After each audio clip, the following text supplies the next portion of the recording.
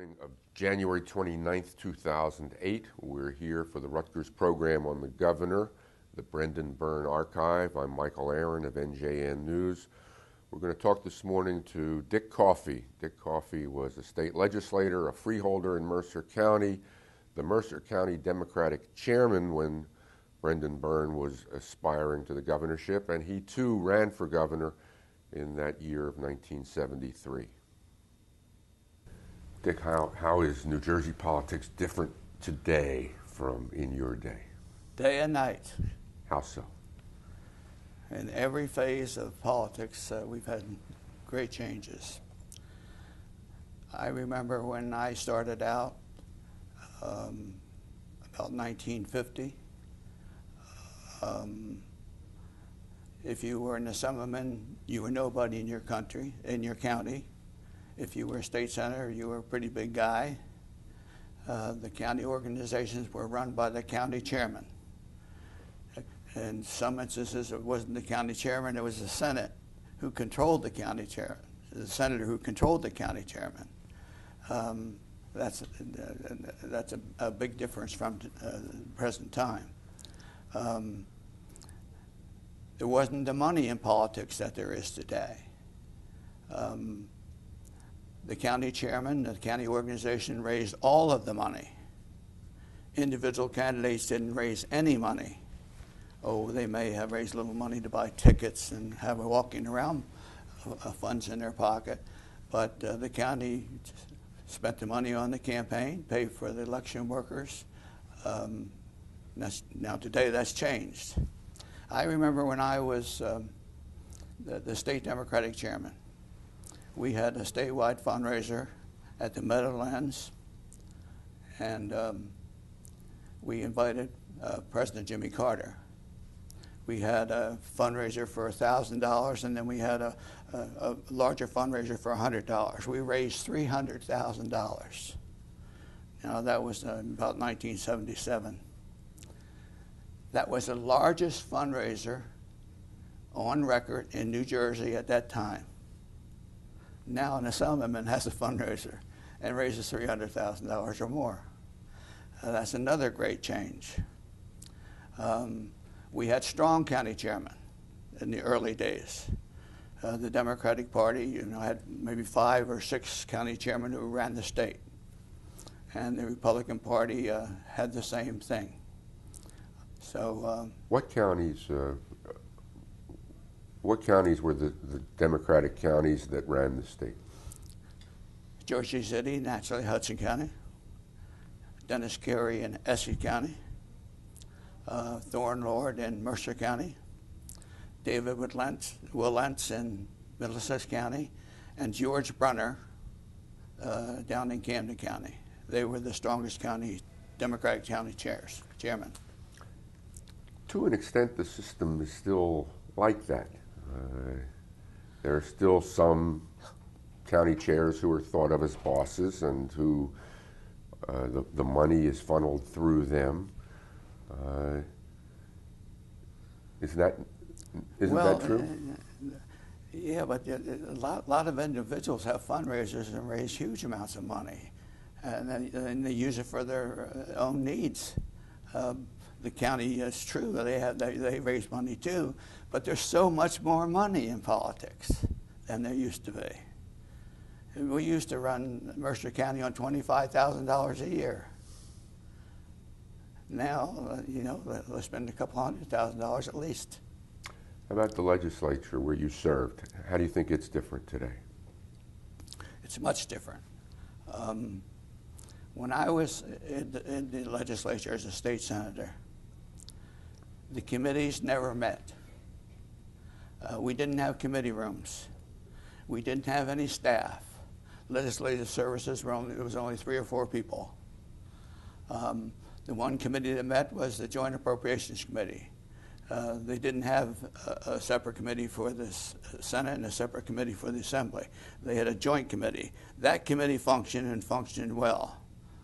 And it didn't even have its own committee room. It met in a room underneath of the Assembly.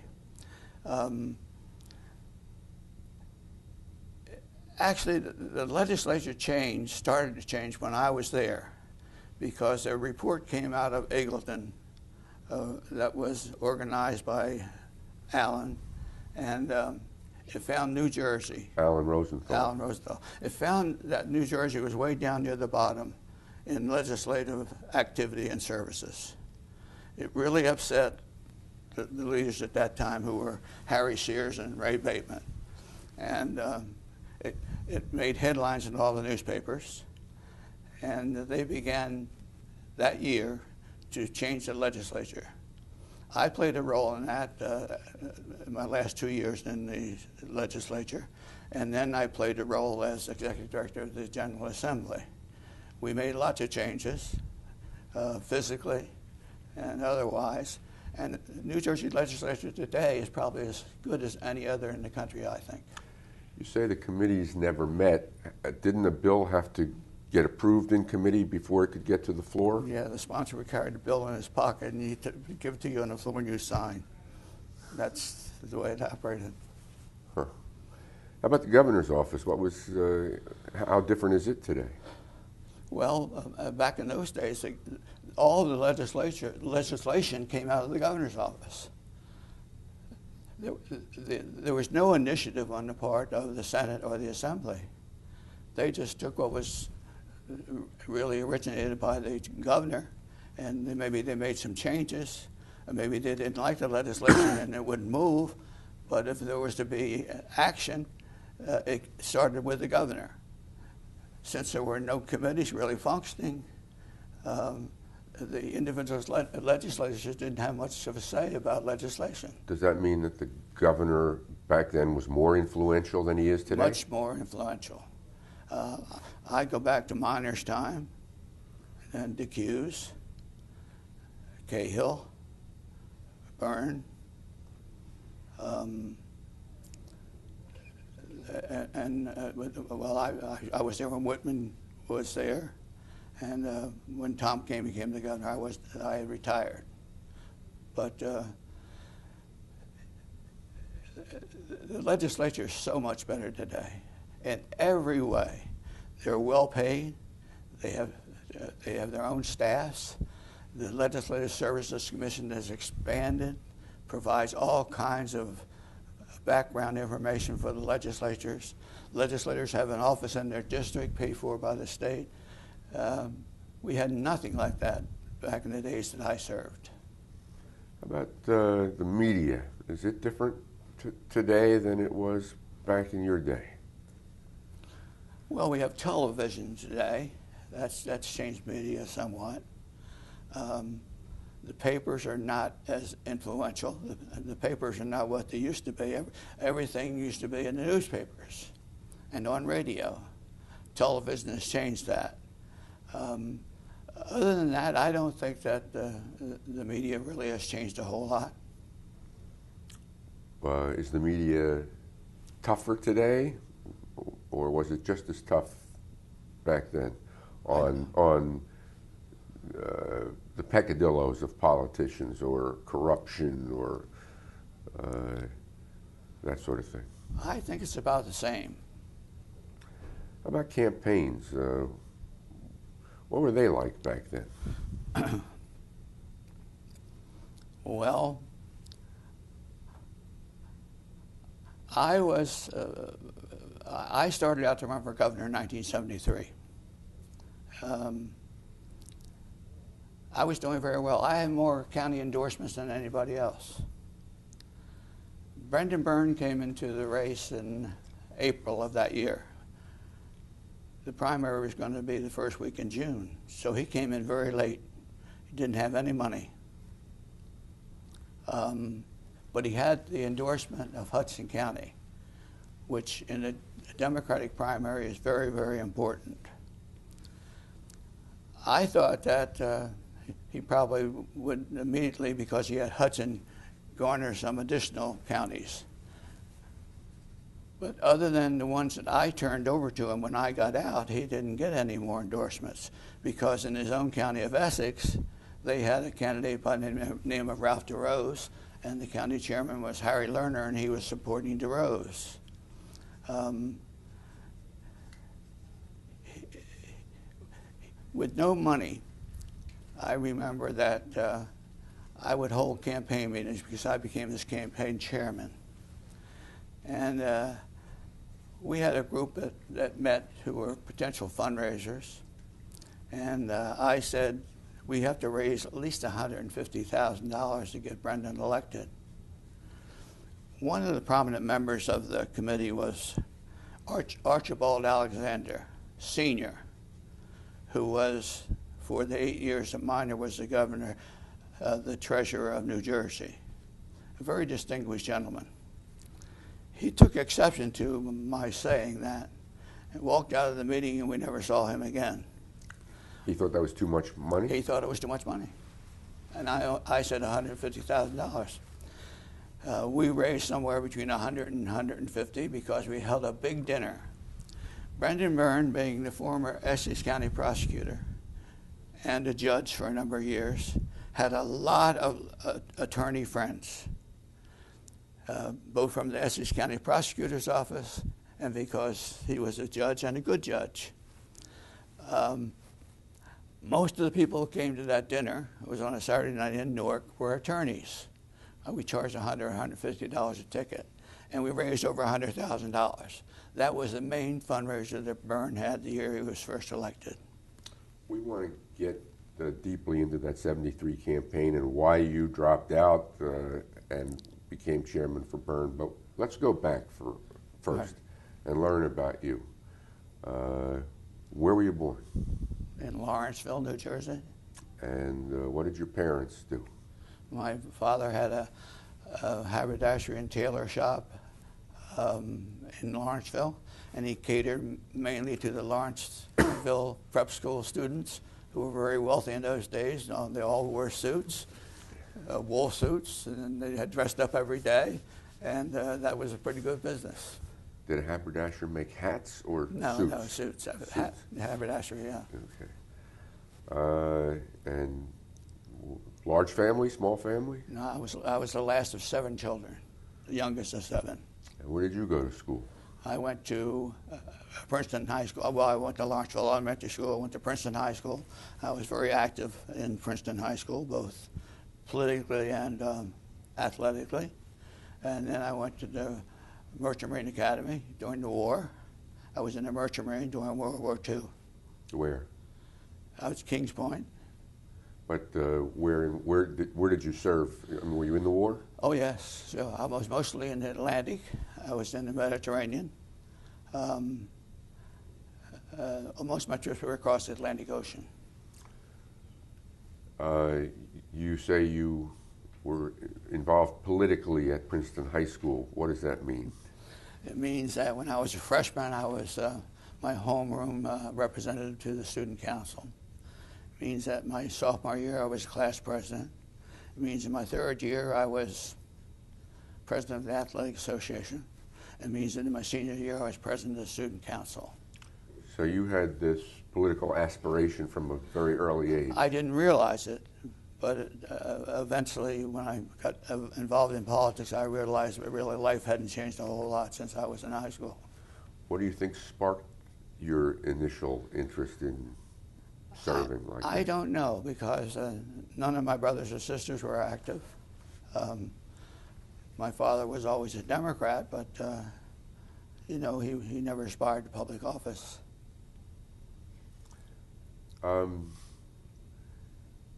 When you were in the war, you were about 20 years old or thereabouts? Yeah, I was out by the time I was 21. What did you do after that? I worked for Household Finance. I took their, as a trainee, I took their training course, and I began to work up through the ranks. And I left them and went with a smaller chain as an assistant manager. And then I became a manager. And then in 1959, by this time I was a freeholder. I started my own business. I had a small loan sales finance business. I first opened in Mercer County, and then I opened a second office in Mercer County, and I opened an office up in Sussex County. How were you doing at that time? Well? Yeah, the business at that time was very active. Subsequently, it began to go downhill. Household is the only remaining business, but it was the largest in the world at that time. And it's still in business. I don't know how well it's doing, but all the rest of the businesses have disappeared. Who were you loaning money to in those days? Anybody and everybody. Individuals who would walk in the door? Yeah. Homeowners? Mm-hmm. And then I would buy paper from the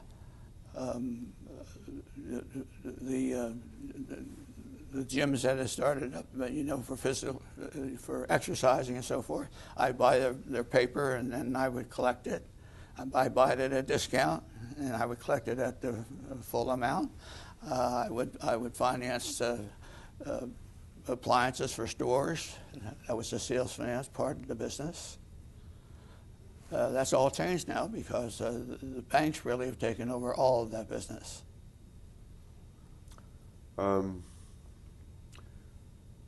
What was Mercer County like back in the 40s and 50s relative to today? Well, it was much smaller. Trenton was a very active city, a great city, state capital. Year by year, it's gone downhill, as have many cities. The only real industry in this city is state government. Used to be the rubber capital of the world. Used to be the ceramics capital of the world, at least in the United States. The rubber capital of the world? Oh, yes. Yeah. And the ceramics capital of the world? Yes, we had Lenny's China is the last company that's closed now. That was in Trenton, and it made the Superior China. We had Beam come in, Ed Beam, and we had Sebus, and we had Spanky, who developed the sculptures and things like that. I guess there was a time when most of the tires in the United States were made in Trenton for all the automobiles that were manufactured back in those years. We were Steel Center. We had American Steel, John A. Roebling, which is a big name in the Trenton area. John A. Roebling built the Brooklyn Bridge, as an example. How about the suburbs around Trenton? What were they like relative to today? They were very small. For services, you would go into the city. If you wanted to go to the movies, you would go into the city of Trenton. If you wanted to go shopping, you would go into the city of Trenton. There was nothing like that out in the suburbs which surrounded the city. Then, of course, that industry moved out. The banks went national and international. All the industries have closed. Now the city doesn't have a theater. All the theaters are outside. The city doesn't have any stores. All the new shopping centers are outside in those suburbs that you're talking about. So that's been a change throughout New Jersey. What was the political makeup of Mercer County in the 50s? Mercer County was a Republican county forever until right after World War II, when Governor Hughes became the county chairman. And he was the county chairman only for a short time before a man by the name of Thorne Lord became the chairman. He was former U.S. Attorney for New Jersey. And they started registering voters. The unions were very, very active, and there were a lot of unions because of the industries I've referred to in the Trenton area. Unions were a major voting bloc. They favored the Democratic Party. So it was 1948 before the Democrats took over Mercer County. Where did Dick Hughes live? Where did Thorne Lord live? Dick Hughes in those years lived in Trenton.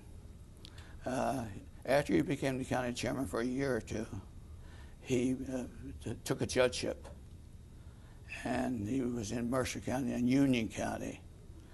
Thorn Lord, who lived in Lawrence Township, where I live, I subsequently became his protege because he saw how I operated in Lawrence Township. And he was the county chairman for quite a few years. He continued voter registration.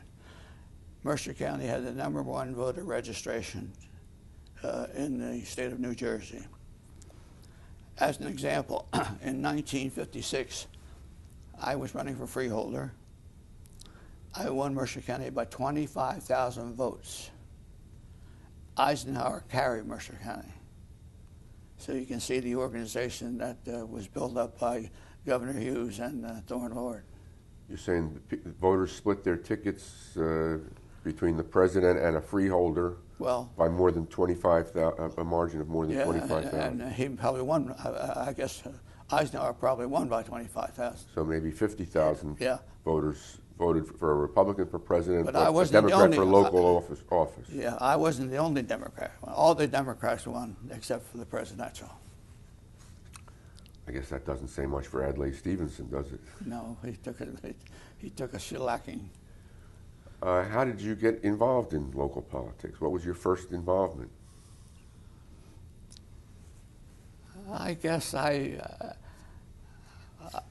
from the time I was old enough to vote, I always voted.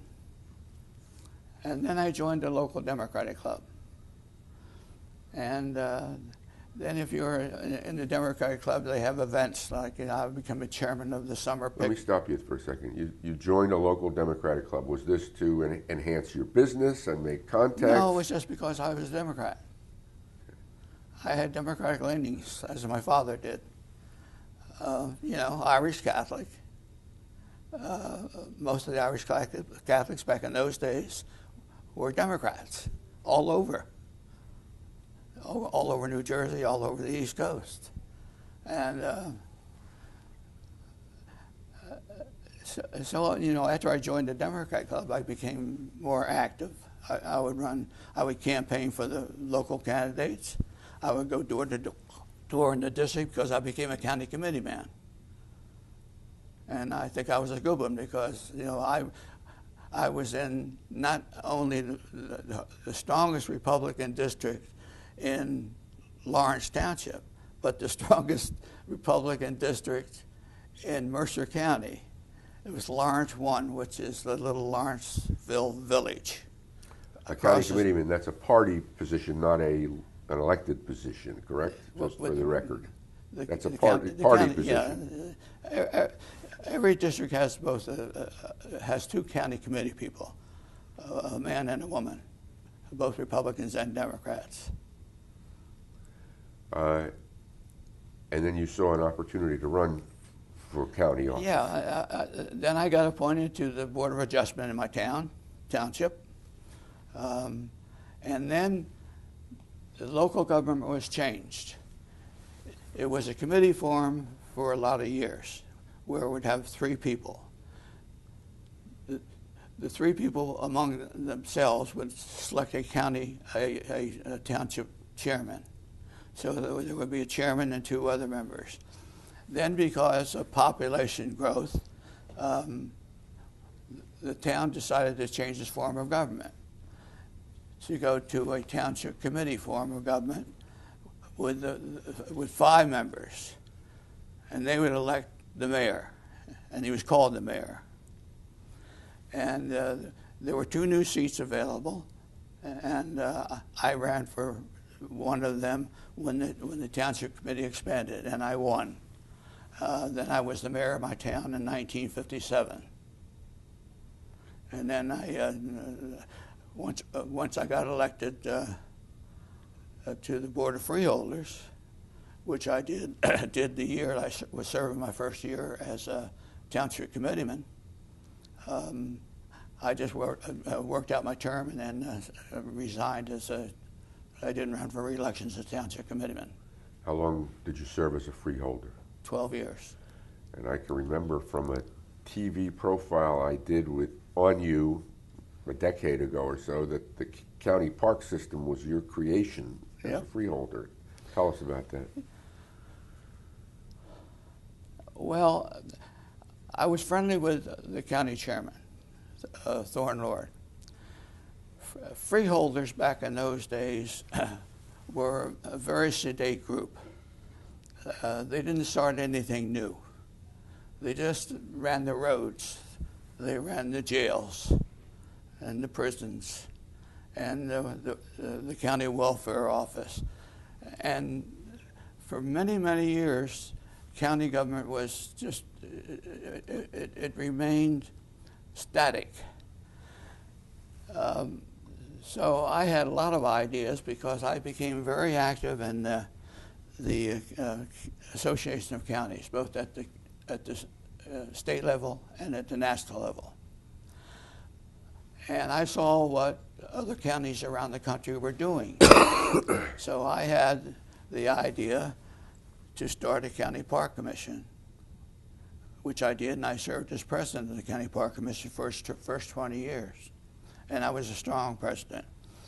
I started the county college because when Dick Hughes started the movement in New Jersey for county colleges, I served on the small group that he appointed to establish ground rules for county colleges. And I was instrumental in putting in to the law that a county college should have at least 40 acres. I started the County Improvement Authority. The only county improvement authority at that time was in Atlantic County. And I was in the legislature. I went to Hap Farley and I said, we'd like to form a county improvement authority. He said, I'll help you. Hap Farley was the chairman of Atlantic County. Republican or Democrat? Oh, big Republican. That's what I thought. Because at that time, we talked about this before, the Republican Party was run by two counties. Which two? Bergen and Atlantic. And those two counties always called the shots in the Republican Party for who was going to run for governor and who was going to run for United States Senator. That was the equivalent of the 5 in the Democratic Party. And before Hap Farley, a man by the name of Nucky Johnson ran Atlantic County, and in Bergen County there was Walter Jones was the power. He was a state senator, and he controlled the county chairman. He ran Bergen County. Then before him was before my time, so I'm not sure who was really in charge. Well, getting back to the county, I had a lot of success with the County Park Commission. As I told you, I was president for the first 20 years. We acquired more land than any other county. After we started our County Park Commission, and we built ski areas, we built indoor tennis centers, outdoor tennis centers. And the thing I'm most proud of is we built a park of 3,000 acres, which is a sizable park for a county. And then the reason we built the park, and the reason it's where it's located, there was a national program having to do with soil conservation and flood control. And the people who made the study decided that one of the lakes should go in the area that we've eventually built the Mercer County Park. We built a lake that has a surface area of 150 acres, which is huge. That's 50% larger than Carnegie Lake in Princeton. I got the idea that we should put a crew course in. Initially, the lake was going to be very low, and unless we had a rainstorm and it would back up behind the dam that was going to be built, it would have lots of mud flats on the surrounding areas. So I decided we should build the lake around the fringes of the lake would be at least 3 feet deep, and the center of the lake would be as deep as we wanted to make it. we got a break. They were building 295 in Mercer County. The contractor came to us and offered to take the fill out of the lake. We had started construction. We got $1 million from that contractor for the fill. We built a deeper lake. We then decided to put in a crew course, and we put the crew course in. Now the U.S. Olympic team has made Mercer Lake, that lake that we built, this training center in the entire United States. Huh. Not Carnegie Lake, Mercer Lake. And the Olympic trials are held there. And so that's something I'm very proud of. Now, getting back to the college. Remember I told you I put in the law that they needed 40 acres? And I decided that we should give the county college 300 acres of the 3,000 acre park, 10%. That's a lot more than 40 acres. But the real controversy came up when certain people in the city, including the Trenton Times, wanted the county college placed in the city of Trenton.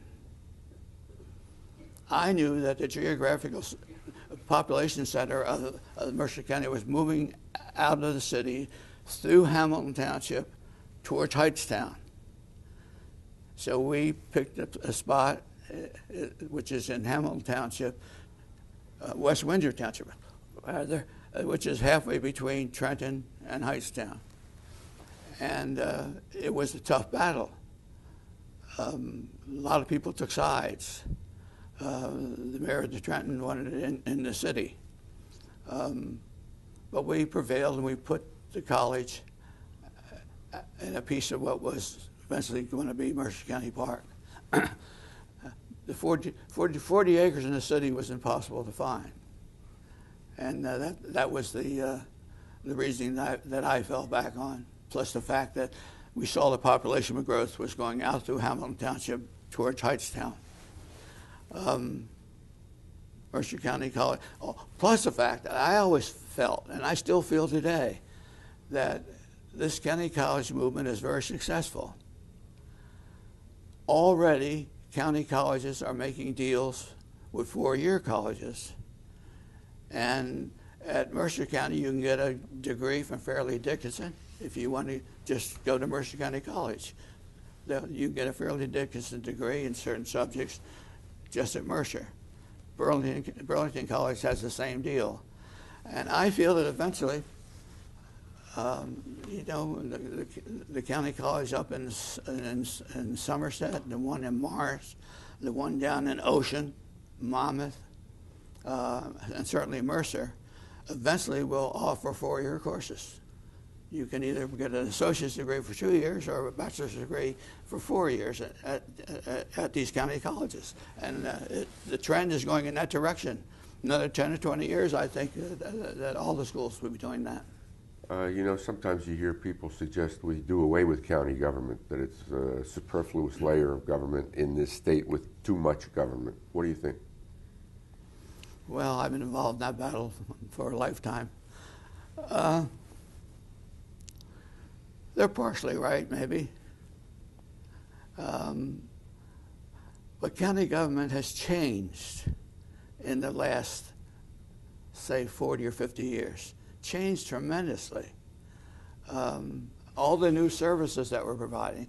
Now, who would run the county colleges? Who would run the park commissions? What would you do with the county roads? What would you do with the county jails and prisons? I think the better direction is if we could somehow find a way to consolidate municipalities. Do you agree we have too many of those? Oh, we have too many municipalities. We have too many school districts. But, the home rule factor always figures into the equation. And home rule is very powerful. So You know, Princeton is in Mercer County. Princeton Borough and Princeton Township has tried 3 times to consolidate. There's not a better example in the state of New Jersey than Princeton Township and Princeton Borough. I have always felt that they should have consolidated. They consolidate services, a number of services, but they're still 2 different municipalities.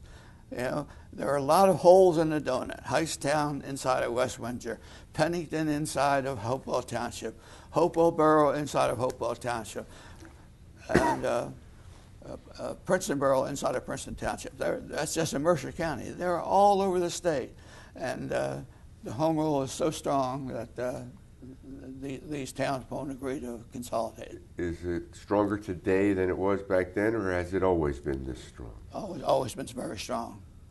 I mean, Princeton has tried it 3 times, and that goes back a lot of years. It goes back to when I first got into politics, so it's 50 years ago at least.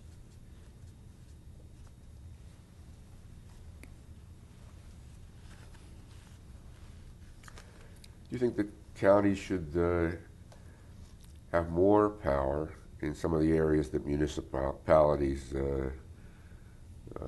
currently operate? Police, fire, garbage removal, tax appraisal.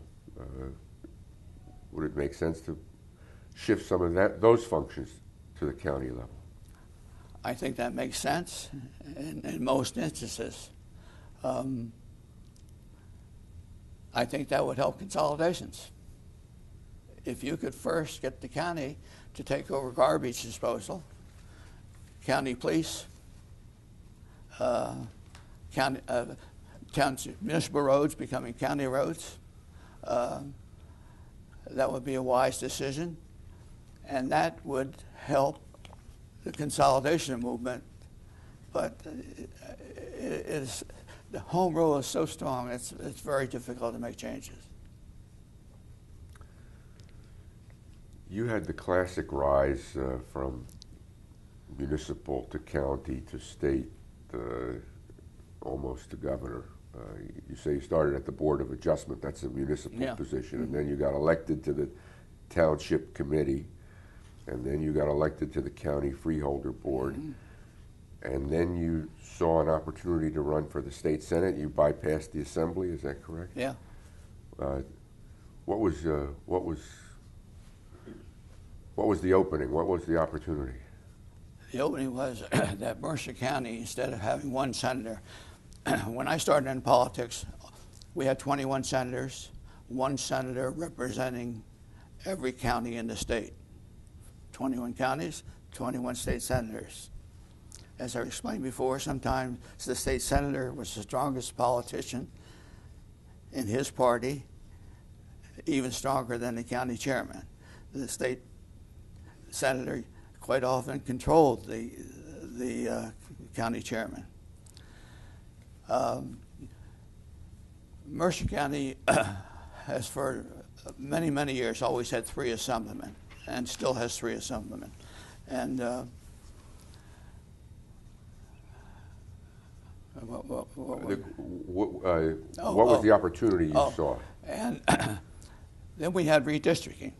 The first redistricting enabled the Democratic Party for the first time in 50 years to gain control of both houses of the legislature. Dick Hughes was the governor. And the system was deemed unconstitutional. So on the second try, Mercer County was given 2 state senators. So that opened up a seat in Mercer County. That was the seat that I eventually won in a tough Democratic primary with a sitting assemblyman. Who? His name was Charles Farrington. What year? That was in 67? '67. And by this point, the county was Democrat, and so whoever won the primary was very likely to win. Right. Do you even remember who your Republican opponent was yes, that year? Except that was the year Dick Hughes had now been the governor for the first 4-year term and 2 more years, and he, was going to serve 2 more years. And the year that I went to the assembly, it was the year that he established school busing in New Jersey. I'm sorry, the year that you went into the assembly as what? No, the year that I went to the Senate. To the Senate, okay. For my first term. He established school busing? The year before, he established school busing. He also passed a law. As a way to integrate the schools? That's right. And he also passed a law that paid union strikers, even though they were out on strike. The public rebelled, and the Republicans won huge majorities in both houses my first year in the Senate. I got elected with Cy Rodolphe. Our margins were cut down to about 1/3 of what they normally should have been.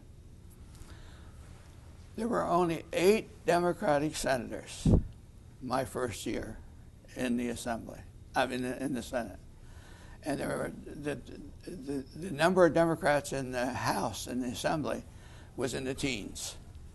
So I can tell you that I wasn't very happy as one of 8 senators in the state Senate. Why not?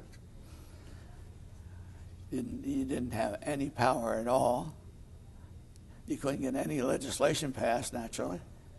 And you were just there, and you vote no on something that the Republicans would want to pass, but your vote didn't have any effect at all. Did you need Thorne Lord's blessing to run for the Senate? He was the county chairman. No, he had passed away then. Uh-huh. But all through my freeholder career, 12 years, and all the things that I played a major role in developing in Mercer County, I had his blessings. The other freeholders who were, not as ambitious as I was, because I was just a young fellow. I went on a freeholder board when I was 30 years old, and I was full of vim and vigor, and I wanted to do things. I wanted to change things. I saw things happening. I was active in the State Association of Counties. I became the president of the State Association of Counties. I was active in the National Association of Counties. I went through the chairs. I served on the board with Spiro Agnew, as an example, and many other county officials who went to higher office. And as a matter of fact, the year that I went to the state Senate, I was scheduled to be the president of the National Association of Counties. I had worked myself up to first vice president. But I went into the Senate and had to resign, so I passed that up. But when I decided to do a park commission, and when I decided that the county college should be built, when I decided to form an improvement authority, or when I decided to go for a personnel director in the county, when I decided to hire a purchasing agent, I did those things primarily on my own, but I always knew that I had Thorne Lord behind me, because I would try these ideas out on him. Quite often he would say, "You're not thinking big enough, Dick." He would say what? "You're not thinking big enough," which I appreciated, naturally. But he always backed me up, and the other freeholders never interfered with me because, he was a strong county chairman. How much older was he than you? Quite a bit older. I guess he was about Dick Hughes' age. 20 years older than you? At least. Was he your mentor in politics, would you say? Oh, yeah. Does everybody need a mentor in politics? Not really. It's a good thing to have, though, if you got one? Absolutely. Have you been somebody's mentor in politics? Did you have a protege? I was Arthur Sypek's sort of mentor. He was county executive in Mercer, the first county He executive? became the first county executive in Mercer County. Then I had some, I had some younger ones like Jim Hedden, who was a freeholder. But you see what happened in Mercer County, and this took place while I was, I was out of the county chairmanship by this time, and our congressman got into trouble through abscam, as you recall. Frank Thompson. That's right. And that affected the Democratic Party. He got beat. By Chris Smith. By Chris Smith. I mean, Chris Smith was a nobody. And Chris Smith beat him. Mathesius beat Sipek. That was all a wash out of the Thompson problems, I think.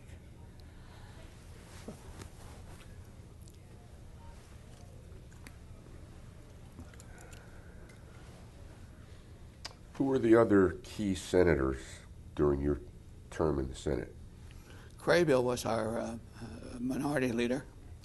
David Craybill, Yeah. from Middlesex County. Very able guy. Norman Tansman from Middlesex County. Outspoken, very capable guy. This was during my years in the Senate.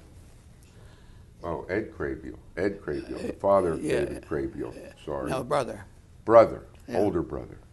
Yeah. Okay. Craybill and Tansman were leaders, for our Democratic leaders? for our small minority. Who were the Republican leaders? Oh, famous Harry Sears, What county? Marsh,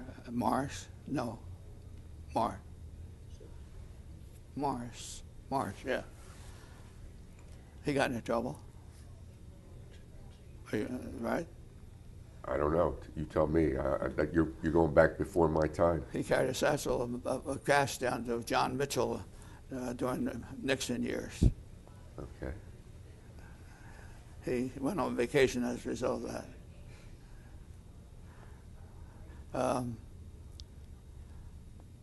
Ray Bateman,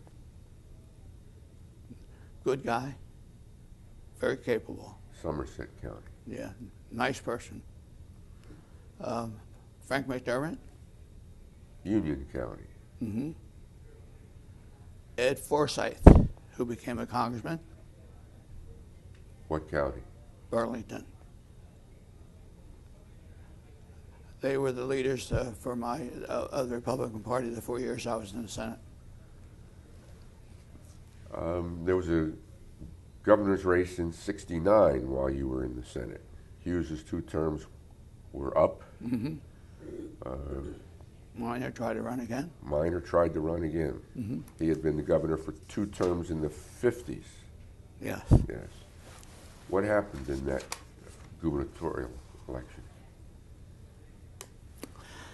When Minor was the governor, he had a falling out with the Hudson County people. Had a falling out with John V. Kenney. And that cost him an election against Cahill because John V. Kenney evidently saw that a lot of people in Hudson County who were Democrats voted for Cahill. And that was Minor's downfall. And that was the downfall. I mean, there wasn't anything else. Minor was a pretty good governor. He was a conservative Democrat. State government in those days was very modest. As a matter of fact, when I was in the Senate and Dick Hughes was the governor, he passed the first $1 billion budget. And I thought that was awful. Now today we're up at 30-some $billion for the state budget for the state of New Jersey. You say Minor was a pretty good governor and a conservative Democrat. What should he be remembered for? Did he leave a legacy of any kind? Yes, he started the Green Acres program, the first one. I served on this committee. What county was he from? He was from Warren. Was he a lawyer? He was a lawyer. He went to Lafayette. He had knockdown battles for the Senate from Warren County with Wayne Dumont. They a couple of times traded the office back and forth. Minor would win, Dumont would win, Minor would win, Dumont would win. And of course, Dick Hughes beat Dumont for his second term. Who was the first governor you ever met? Minor. Oh no! When I was in high school, A. Harry Moore, who was from Hudson County, and he was another one of those on-again, off-again governors.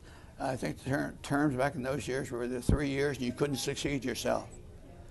And he was governor either 2 or 3 times, because that were the deals that were made between Haig in Hudson County and Nucky Johnson down in Atlantic County. And I met him in high school, so that was the first governor I ever met. But the real governor that I had a relationship with was Bob Minor. Okay, we're going to take a break. Okay. Is that? So, Michael, I read 4 papers a day. What for? Well, I read the New York Times. I read it all the way through. I read Star Ledger.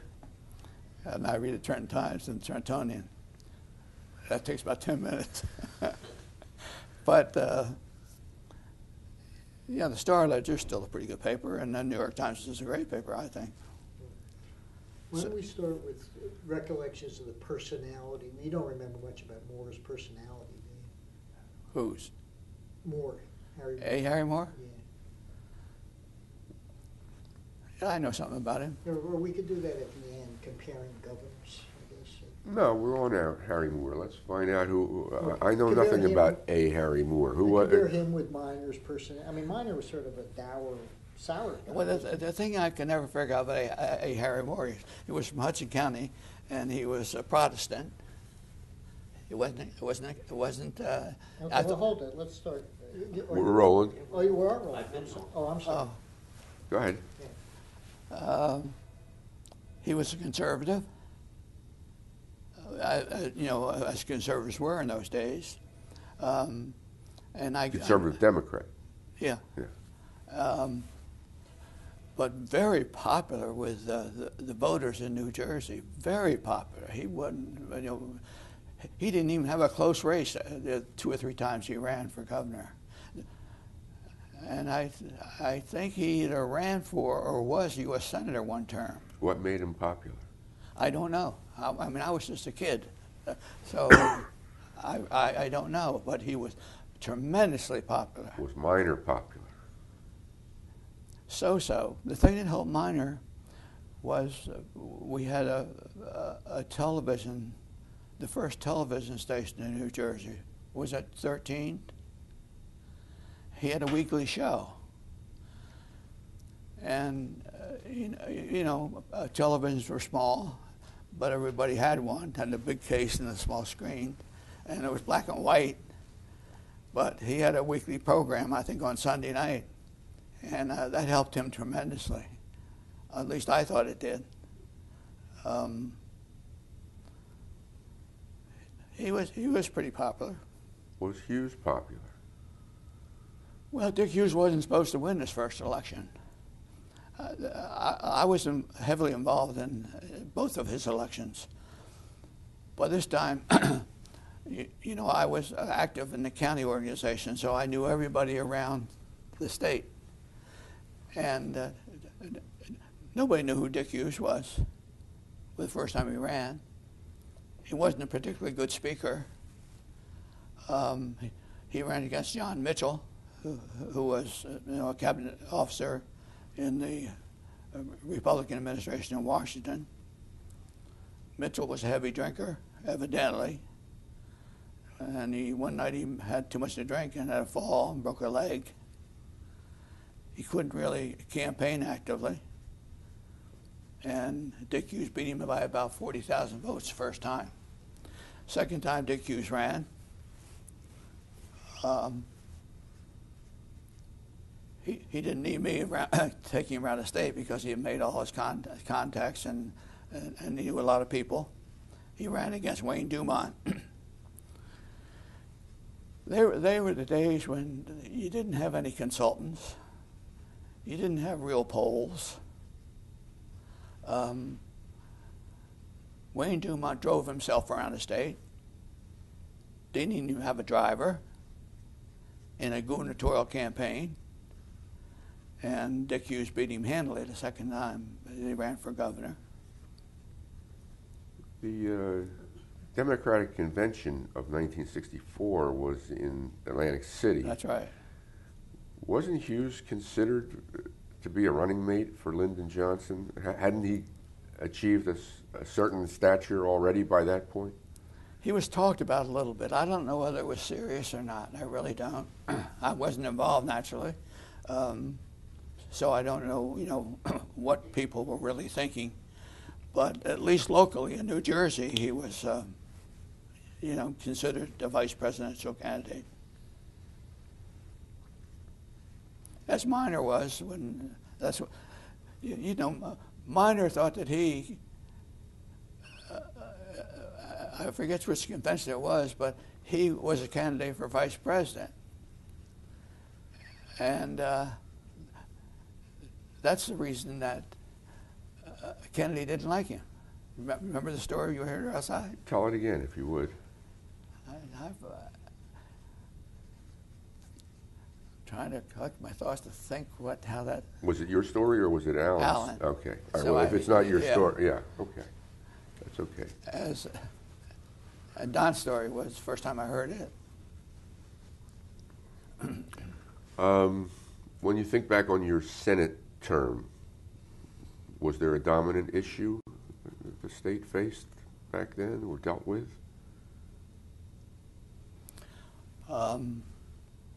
We passed the first lottery. I'm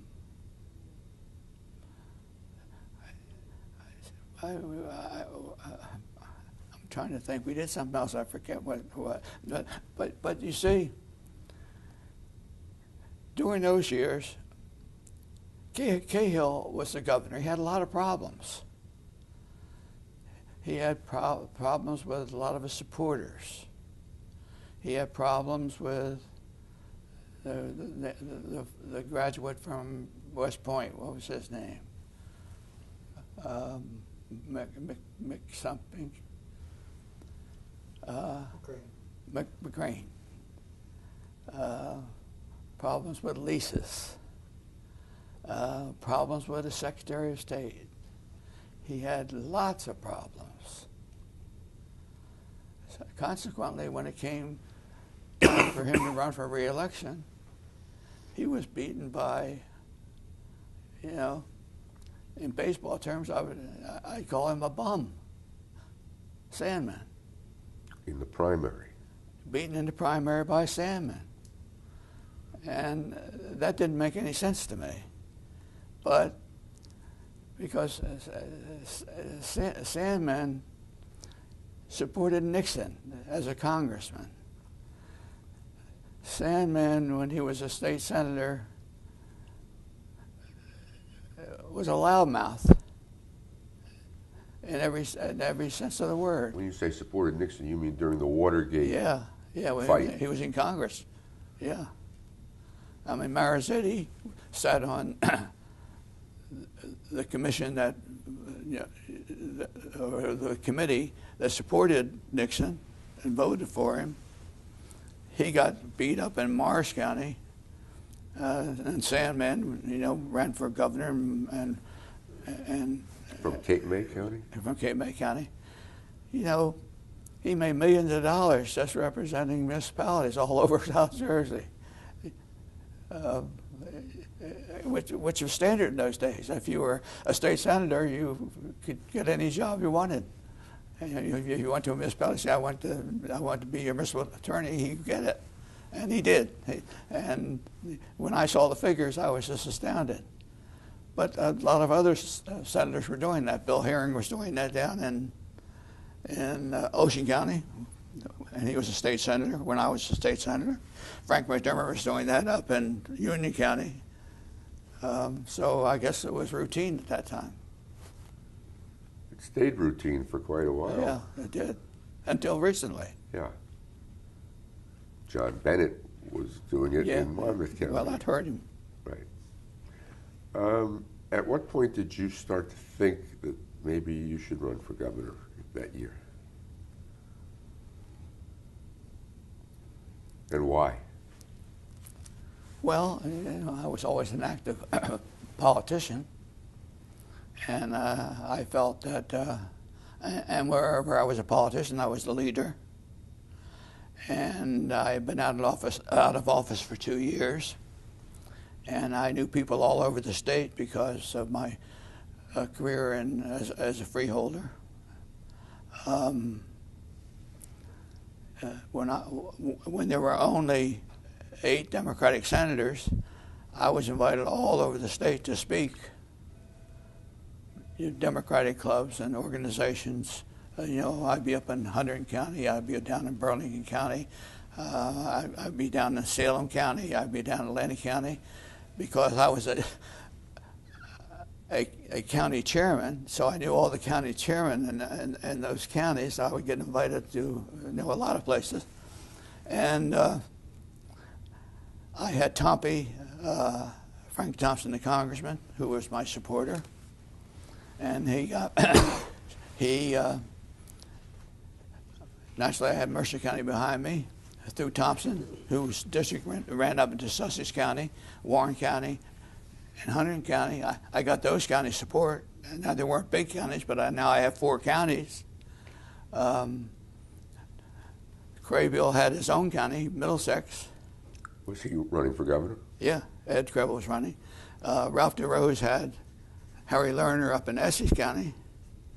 Ann Klein had some support in her own county. Which was Mercer? Morris. And we were the only candidates. And from January to April, we were all over the state, just like the Republican Democratic candidates running for national office are all over the states now. And we had debates, a lot of debates. I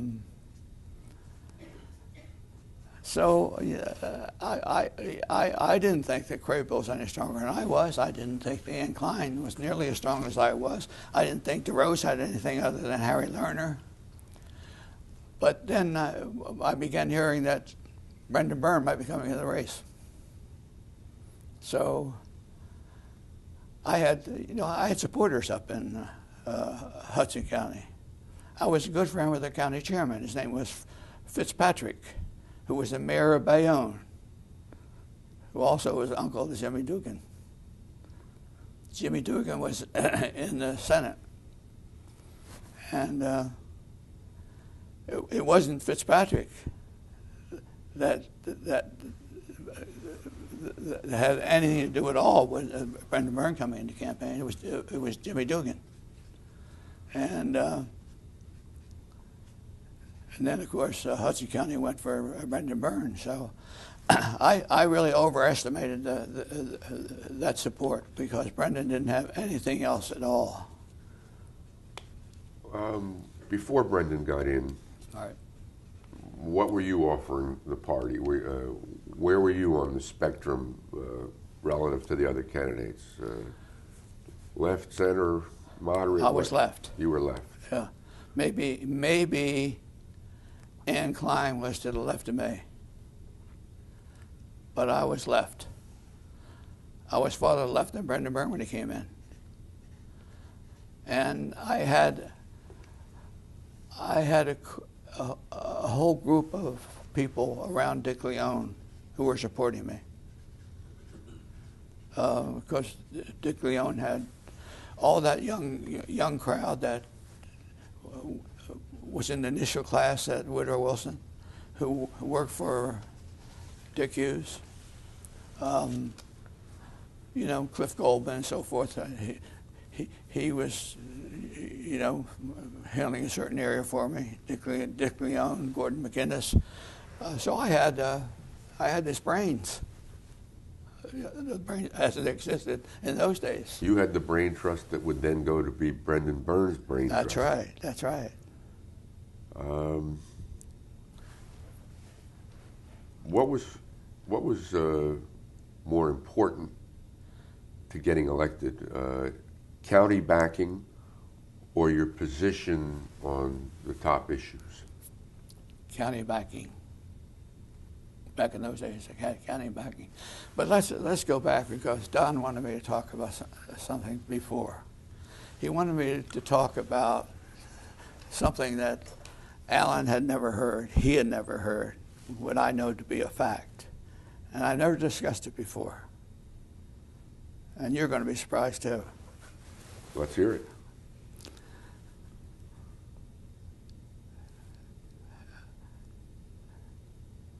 Was it you or Alan who asked me about David Friedland? I did. And how did David Friedland put together the votes from Hudson County to support DeCourt and Tom Kane when Howard Woodson was in line to be the speaker? That was 4 years before he actually became the speaker. And I think Don asked me, what role did Friedland play? Was he? And I said, it wasn't Friedland at all. Friedland was only doing somebody else's wishes. Whose? I'm going to tell you. It was their county chairman, who was already in trouble, knew pretty much that he was going to be indicted. And I was in the Senate. Was I in the Senate? Yeah. But I was just finishing up my Senate term, I think. And I saw him hanging around the State House, which was very unusual. The county chairman. Huh? Yeah. Who was it?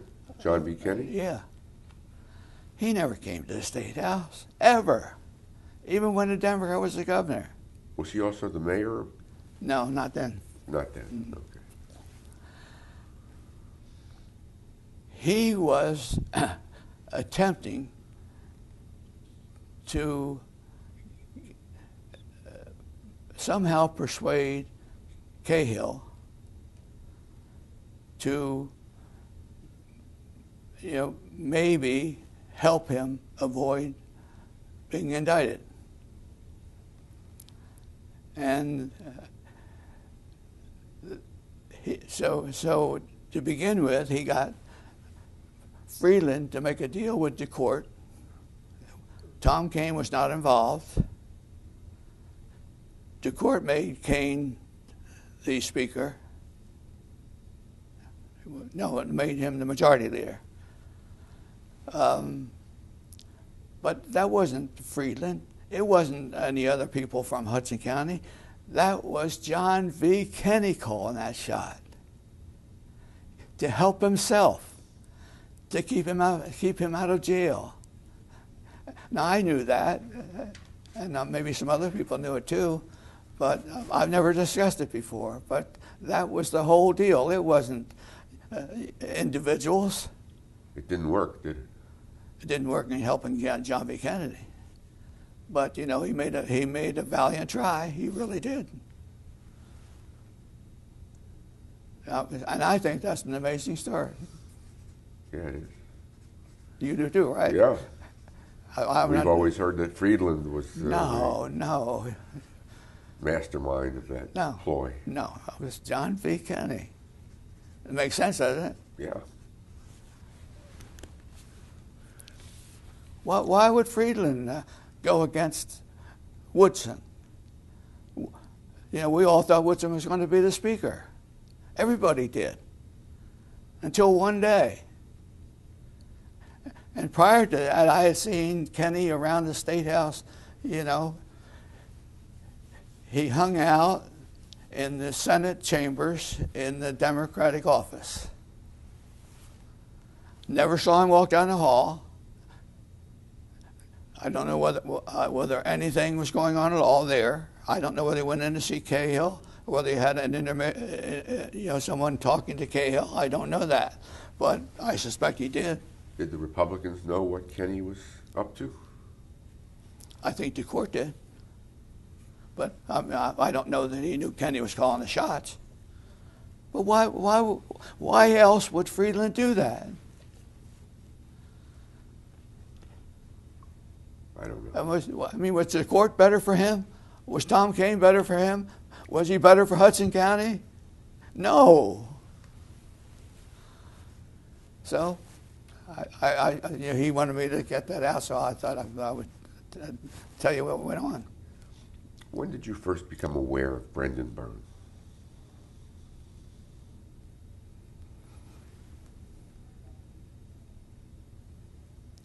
I think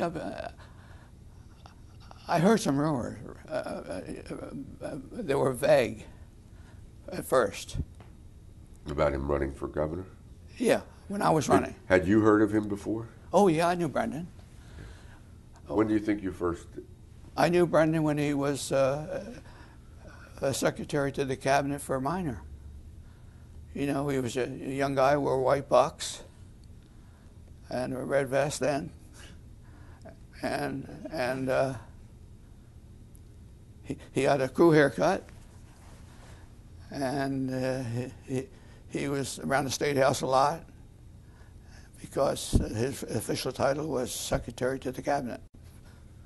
And what was your impression of him initially? Seemed like a nice guy, very collegiate. I knew he went to Princeton. I knew he went out for the track team at Princeton because the Princeton track coach was a close friend of mine, Pete Morgan, who later I made executive director of the Park Commission.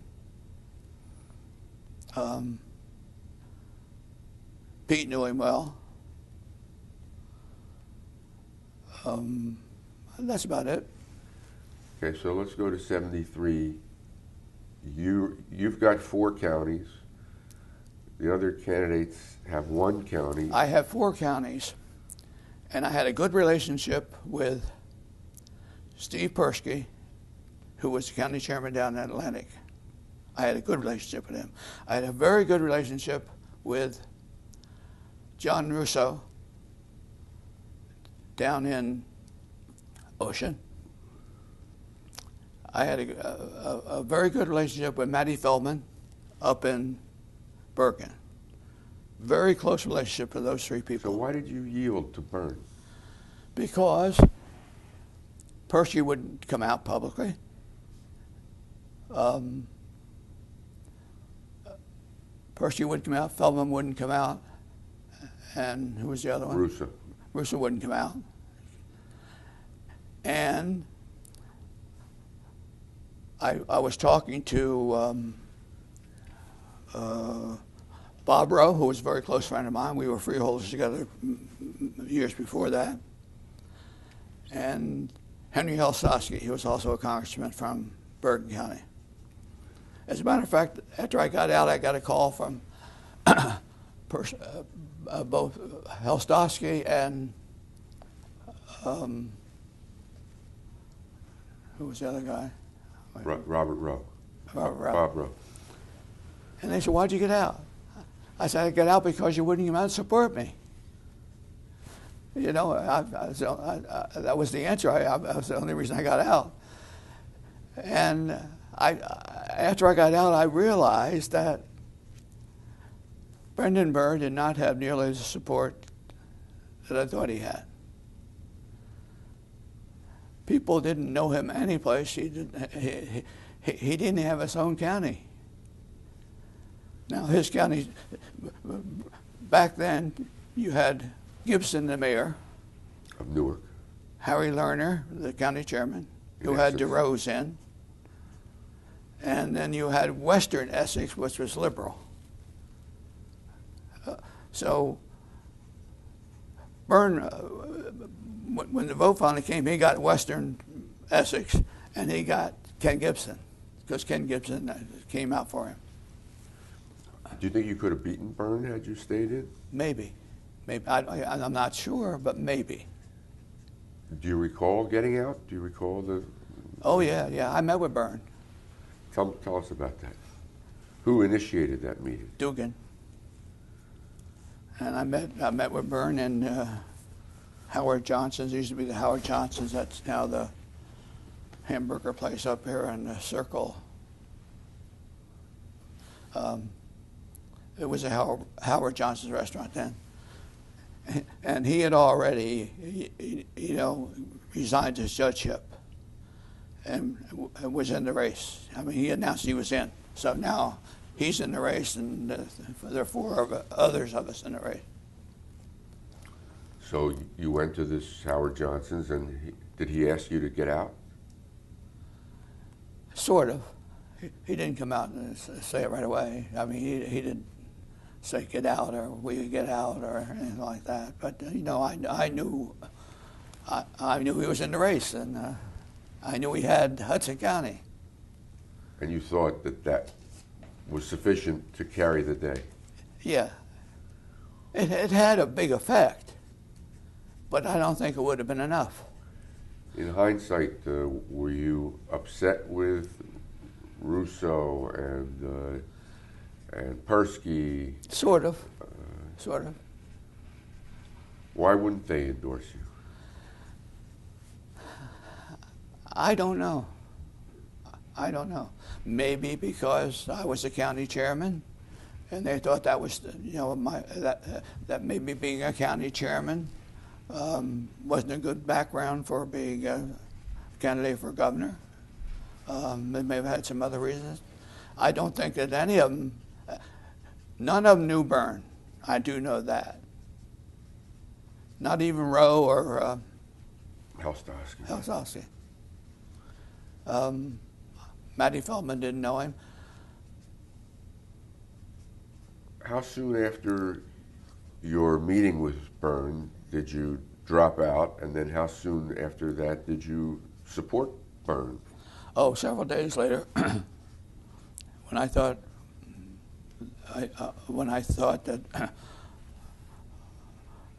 that Byrne was going to be a formidable opponent, I called a meeting one night in my office in Trenton, and I invited Dugan, and I invited Brendan, and then I had Dick Leone there, and I think Joel Stearns, and I invited Billy Highland, who was my supporter, up from Camden, and a couple of people, I don't know who they were, and that's when I told the guys I was going to get out and support Byrne. With Byrne there? Byrne there. And Dugan there? Yep. Had you given thought to trying to keep Byrne out? Had you given... No, I didn't have any contact with Byrne before he decided to get in. Why not? Why not gather your guys together and make one effort at persuading Byrne to stay out? I didn't know whether it was true or not true. I wasn't sure. I mean, Byrne's a different type person. I mean, Byrne, like a lot of other people that I know and been associated with. How so? Well, he's not, Byrne, you know, is not outgoing. He keeps himself. He's very bright. Very bright. I knew that when I met with him. You know, I hadn't seen him in years, but I knew he was bright when I met with him.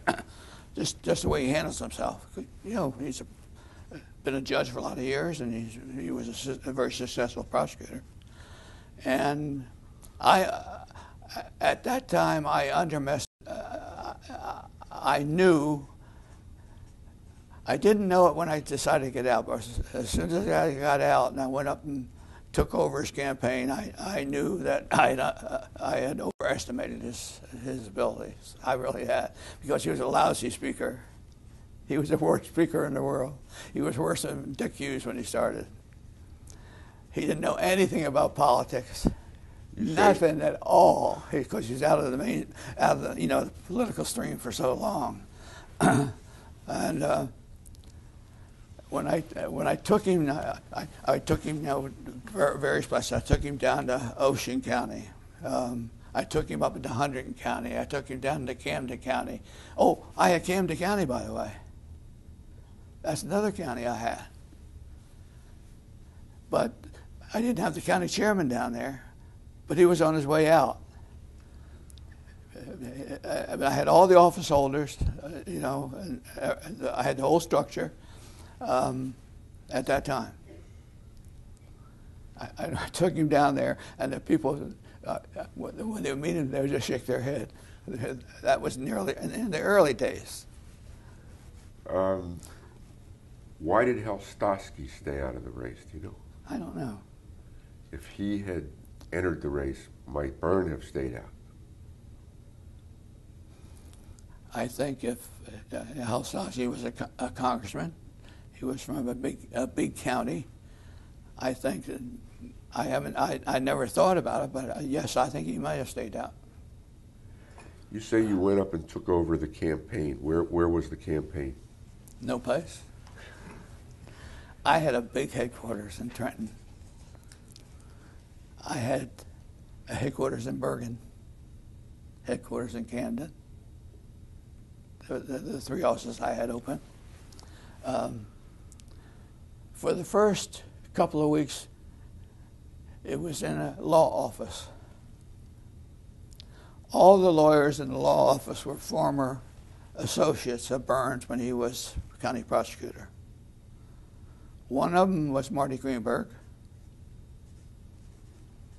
I can't say much about any of the others. I thought, this is a motley crew, and it was a motley crew. Was it in Newark, West Orange? East Orange. East Orange. Teltzers, Harold, little Harold. He was raising money. You know, primarily was calling, you know, former assistant prosecutors that he served with. Connie Francis' brother was in that firm. When they found the trunk with a hole in the head, back of the head. Yeah? Oh, yeah. I don't know that story. He was mixed up with the gang, and eventually he was murdered, gang style. Okay. You say others dropped out after you? Craybill dropped out. So that just left Byrne, who was newly in. He was in with about a month and a half to go. And why did Craybill drop out? Probably for the same reason I did. Which was? He felt that now that Byrne had Mercer, Hudson, that he probably overestimated Byrne's strength as well. Who did you bring with you from your operation to the Byrne operation? Everybody. Everybody. Including my consultant, John Martilla. I just saw the day that Biden got out of the race, he thanked John Martilla, who was his consultant. Say that again, the day that Biden? Biden got out of the race. Out of the 2008 presidential race? Yeah. He thanked John Martillo, Yeah, who was your consultant in 1973? That's right. Yeah. Is he a New York person, Martillo? Boston. Boston. So when you say you brought everybody, Dick Leone? Dick Leone, I became the chairman of his campaign. Dick Leone became his manager. Lou Caden? Yeah, Lou Caden came over. Cliff Goldman? Who? Cliff Goldman? Cliff Goldman. Gordon McGinnis? I didn't see, Gordon wasn't active in the campaign, but he was supporting Byrne. Anybody else you remember?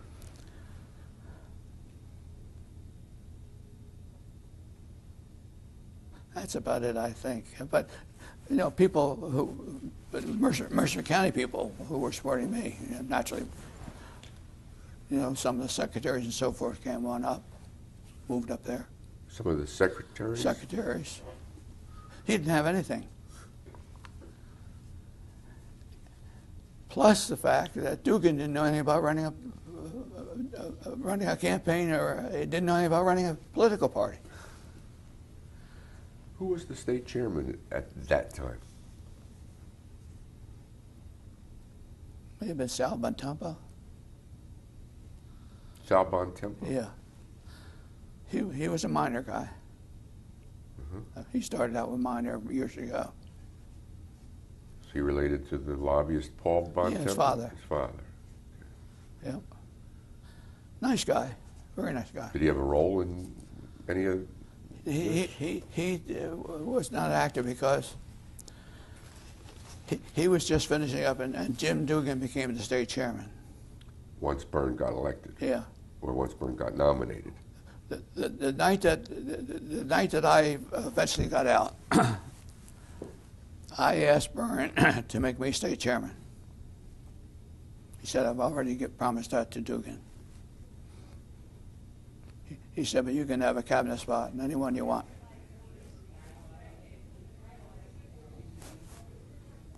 Did that ever come to pass? No. The reason it didn't come to pass was because I owned the company. I had to sell the company. There really wasn't a market for selling the company. I was scheduled to be his Treasury secretary.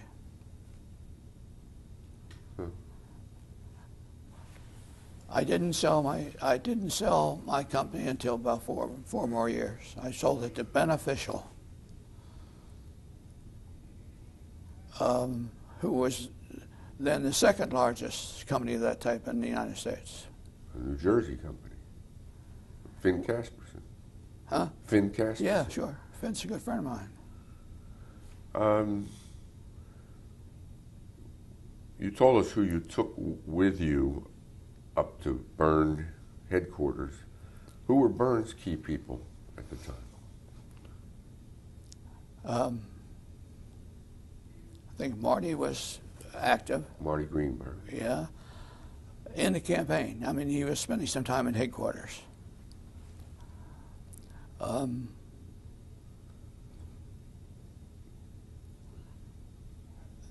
Then Dick Leone decided to hire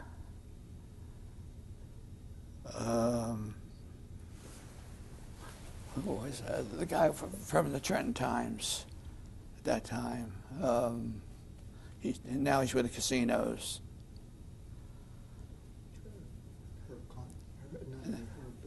The guy that Kathy Forsythe used to. What's his name? Well, anyway, he became the press secretary. Herb Wolf. Herb Wolf. Bob Smart came in to help Herb Wolf. Jerry English was Crayville's contribution. What was she, a lawyer? Oh, yeah. He was more than a lawyer. Jerry English and I are good friends. She came in to finish out a Senate term. She got elected just for, November till January. And I helped her a lot, become that was the year I was finishing, and I helped her become a senator, but she didn't win the 4-year term. What was her connection to Ed Krabiel? She met Krabiel when she became a senator, and Krabiel was the minority leader. So she had a relationship with Ed, because then, when she no longer was a senator, and Ed was still there, Ed gave her some kind of a part-time job. Back in those days, we didn't have any staffs. The Senate didn't have any. The Republican senators had Lou Thurston, and the other kid had the mustache. They had two people. The Senate Democrats, 8 of us, didn't have anybody. We had a girl, I think Barbara Ackerman, just came in on session days, and then Jerry English, after she's finished her short term as a state senator, for the next couple of years, pretty much came in on session days to help Ed. What county was she from? Union. So they had a relationship. So she came into the burn operation. How about Ken McPherson? Was he part of it? Another story. Good story. Tell it. So after I got up to Harold Teltzer and Marty Greenberg's law offices in East Orange, every morning at 9 o'clock, this fellow who I was introduced to as Ken McPherson would come in. And wherever Byrne would go, Ken McPherson would go. Nice guy, clean cut, gentleman, never said anything, never offered anything, but he was always there. This went on all through the campaign. Hadn't opened his mouth yet, having anything to do with politics, having anything to do with Byrne's campaign. He was just there. What was he doing? Well, I found out later. Dugan had assigned him, probably said, "You stick with Byrne." And he was Byrne's shadow all through the campaign. So one day, I guess it was after the campaign was over, Byrne got elected. I said, "Tell me about McPherson." I said, "Did you know him?" "I never knew him." What was his role? He was just with me. Unbelievable. Unbelievable. That was Dugan. He assigned McPherson there, who was an attorney, and probably has been a pretty good attorney. And that's the whole McPherson story. Was that Dugan's way of keeping tabs on him? Yeah. Evidently. Maybe to watch me, watch Leon. I don't know what he was telling Dugan, because he never said anything when he was around any of us. Strange. Why do you think Hudson did go for Byrne? They were looking for a guy with a clean reputation, because there have been a lot of problems.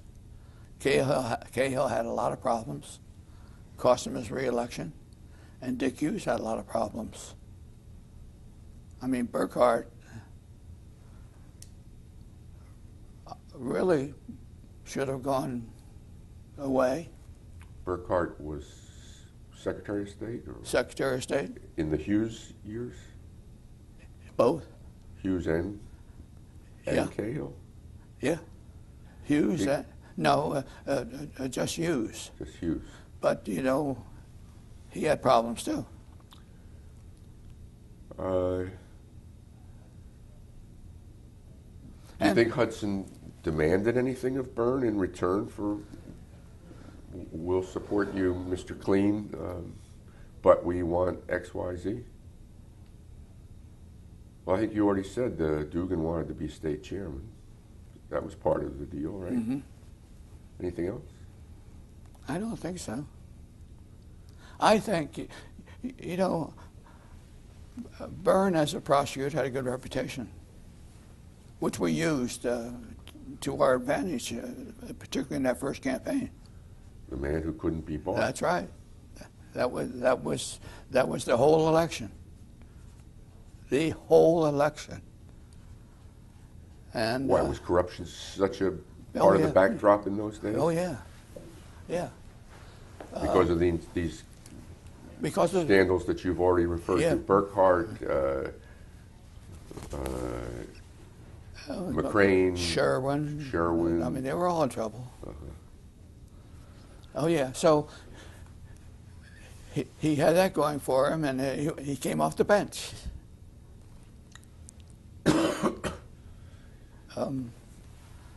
What was Fitzpatrick like? He was the county chairman, right? Nice guy. He was the mayor of Bayonne and the county chairman. He was a lot older than any of us. He was pretty old then. He was mayor of Bayonne, and he had been their county chairman for maybe ever since Kenny. Easygoing guy? Easygoing. Nice guy to know. What was Dugan like? I didn't know Dugan. He came into the Senate after I left. Well, you know, tough guy, Marine, and you could see it in him. No nonsense guy. Shrewd? Shrewd. Yep. Not a good legislator. Not a good state chairman. Did nothing in the campaign. Did nothing at all. And yet he was sort of the kingmaker in this scenario, the way you tell it. He was. I mean, he did it. He's the guy that convinced Byrne to give up his judgeship and take a shot at this. Okay. With Leon during the campaign, did you have conflicts? A role. Oh yeah, I always got along with Dick. We're talking about Dick Leon, and you were saying? What? You got I always got along with Dick Leon. What was he like? He's a strange person. How so?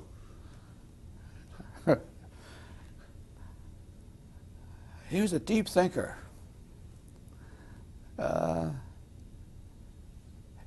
He was always thinking, always walking away, thinking, had his hands up to his face, thinking. That became a joke with everybody because he was always, doing. That was one of his mannerisms. Was he valuable? Oh, very valuable. How so? Smart, good. He knew the game. He really did. He knew campaigns. I think he saw me as an opportunity to put into effect a lot of things that he had been thinking about or was involved in with other people. I really do. Like what? Remember I told you about no, you weren't there, when I told about the group you see, Dick Hughes was friendly with Bob Van de Velde, who was the first director of Woodrow Wilson.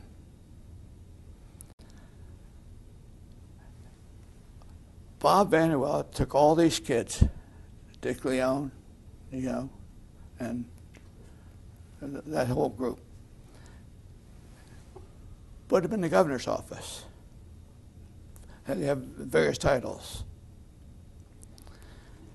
After Dick Hughes left, and during the Cahill 4 years, Democrats didn't have anything, any place, except in the Democratic counties. So they had this group, and it included, I think, some elder statesmen of the party, and these young guys would sort of participate as secretaries or whatever. Joel Stearns was one of them. And they developed a whole program for the Democratic Party. That was our platform. That became Burns' platform. Would have been my platform.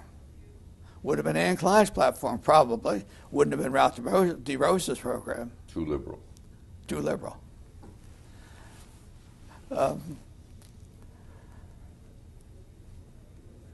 What was Did it include an income tax? The platform? It did include an income tax. Yeah. Oh, yeah. Yeah. I tried my darndest. I had influence, and I couldn't help them get that first tax passed. I mean, it was too complicated.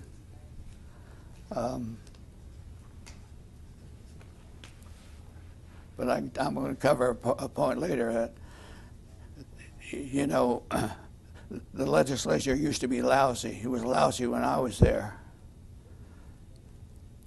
But the first time, the first item that the legislature came out of the woods on and became leaders was when the Democrats, and I was part of it, working with Bill Hamilton, George Barber, John Doyle, a couple of Woodson, a couple of others, put that tax program together.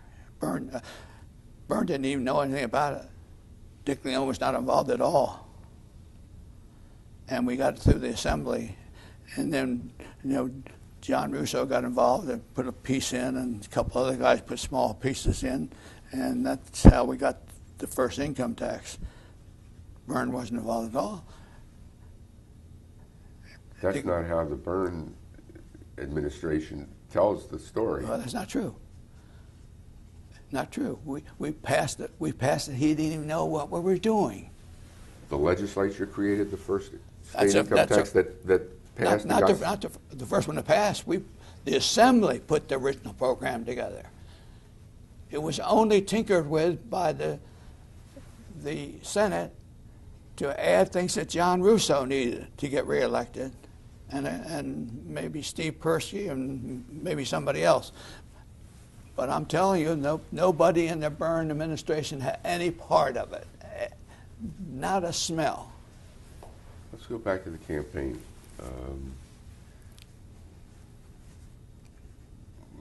The primary, how easy was it once you folded and joined the team, and once Craybiel folded? How easy was it to win the nomination for the Byrne team? Easy. No competition. I mean, Sandman was a lousy candidate. He had too much baggage. Well, that's the general election, Sandman. Oh. Just the primary itself. Easy? I forget what we won by.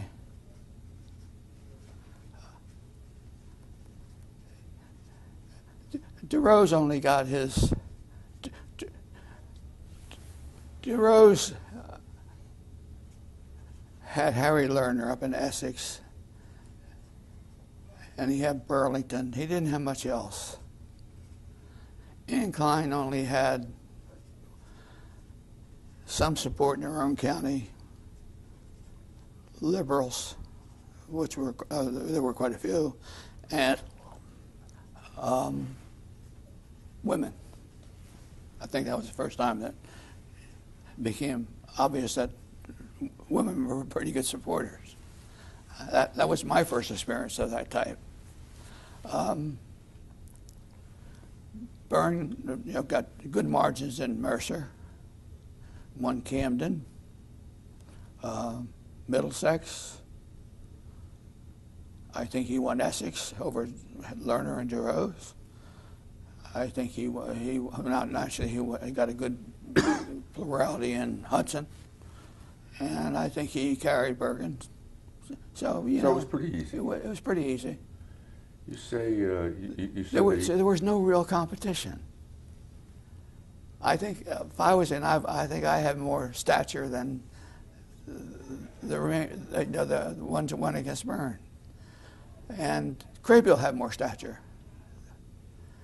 But we were both out of it. You said that Byrne was not a very good speaker at the beginning of his career. What were his strengths as a candidate? Man that can't be bought. Clean. Judgeship. Prosecutor. Clean. That was the key that was needed at that time. Did he have any other weaknesses besides not a particularly good speaker? Couldn't speak, but didn't make any difference. How about understanding the state issues? Did he understand the state issues? Nope. No? I asked him, this is several years later, I said, when you were campaigning, did you know what was going on? Did you understand state issues? He admitted, no, he didn't. He only said what we told him to say.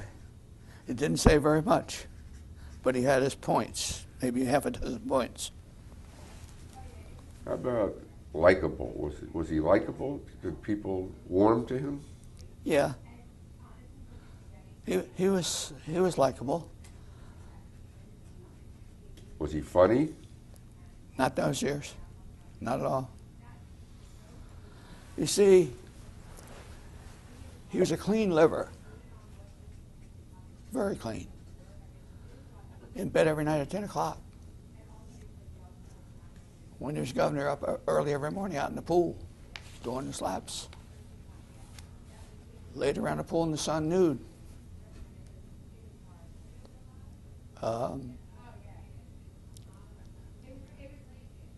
At Morven, the pool at Morven. Mm-hmm. Yeah. Wouldn't campaign after 10 o'clock at night. Had to be home. Had to be home by 10. Didn't drink. I never saw him take a drink, ever. Clean liver. You think that was part of his secret of success? That and, he played a lot of tennis. I think that helped him keep in shape. Tried to play golf, never a good golfer. But I would classify him as a #1 clean liver. Apart from you, Leon, and Caden, were there any other issue people around Byrne? No. He had a relationship with Miner. Now remember, he was Miner's cabinet secretary. Miner would probably call him every day or so.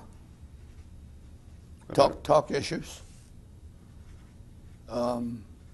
Miner was a kind of mentor of Byrne? Oh, yes.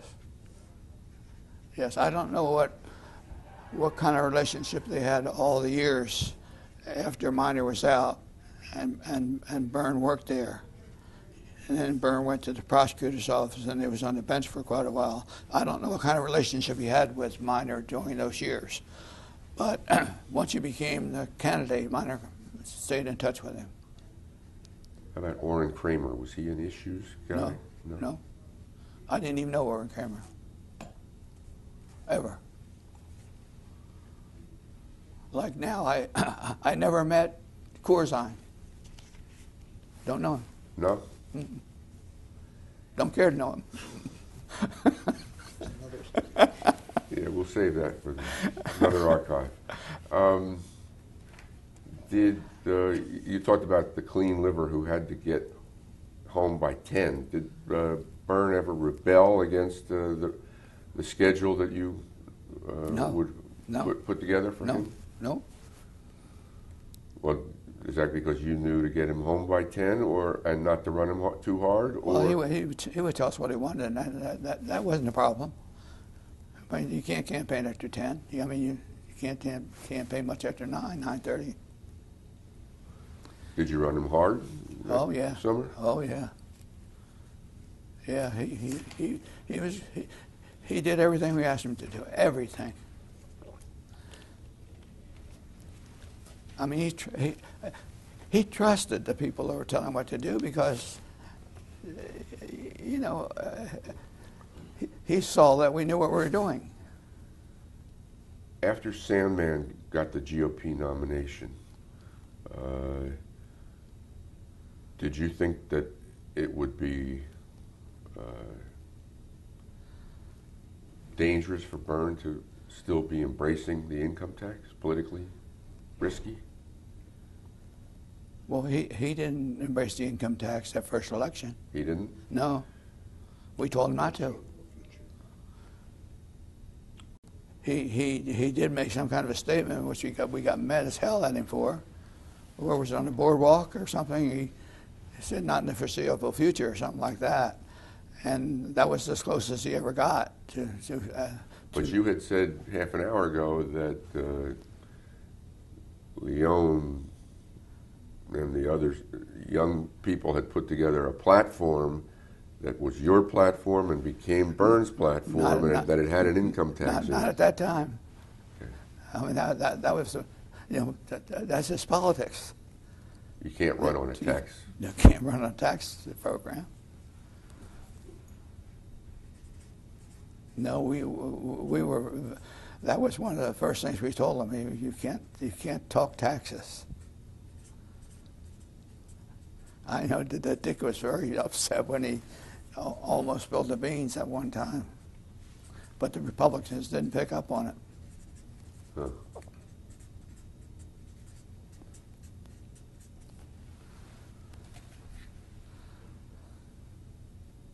Would he have lost to Sandman if he had come out in favor of the income tax?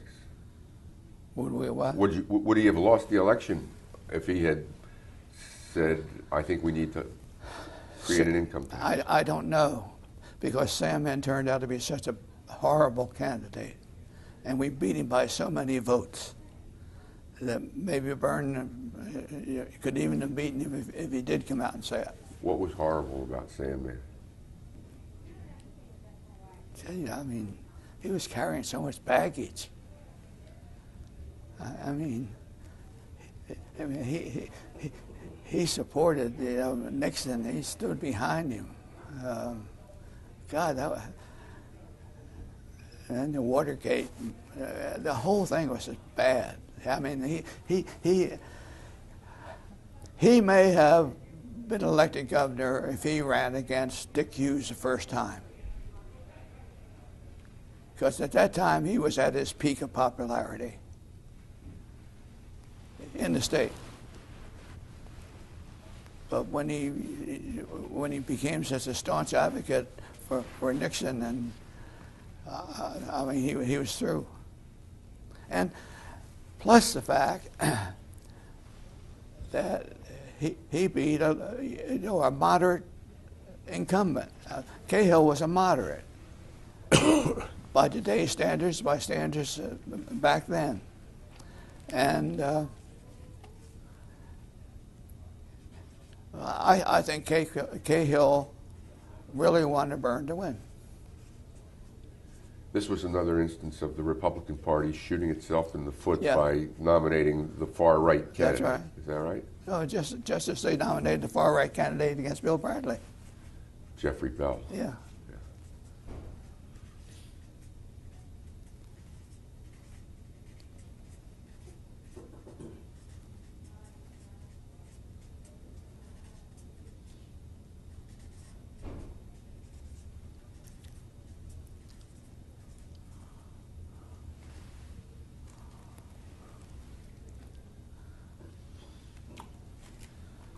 Most campaigns have some degree of internal conflict within them. Was there any in that Byrne campaign?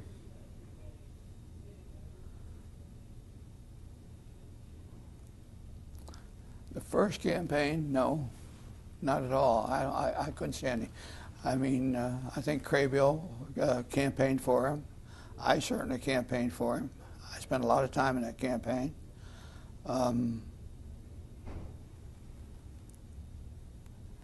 There was no bitterness during the primary with DeRose.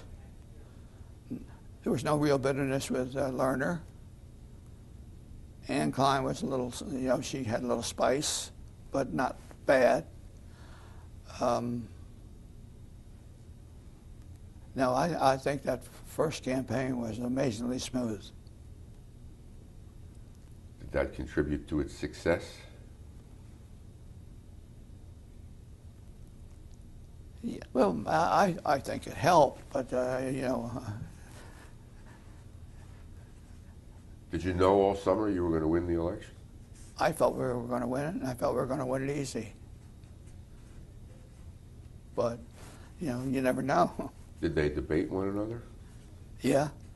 Byrne and Sandman? Yeah. I think maybe twice or three times. How did Byrne do? He held his own. A lot of debates, nobody wins.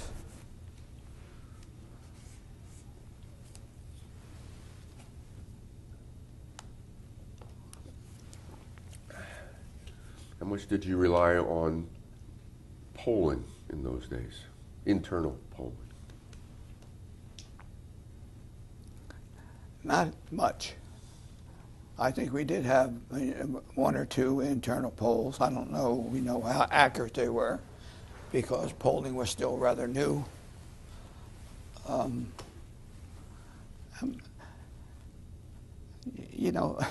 He won the campaign spending a little over $100,000. $100,000 a day wouldn't pay for toothpicks. Did you It's just put amazing. television commercials on the air? That first one, the second campaign, we had one commercial. If we had one the first time, it was on the man that couldn't be bought, I think, but not extensive, because television commercials weren't big things.